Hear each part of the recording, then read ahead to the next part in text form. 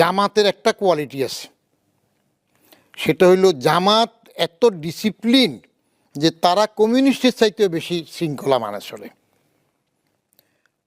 এক, আমি বাইতুল মুকাররমে বহু আগে জামাতের এক সমাবেশে আমার জানাশোনা একজনকে পাইলাম, ও রোকন ফোকন না ওদের কি আছে না, তখন ছাত্র শিবির আগে ছাত্র সংঘ, সেখানে ওরে দেখলাম বাইতুল মুকাররমে পূর্ব পাশে লাঠি হাতে গেটে দাঁড়ানো।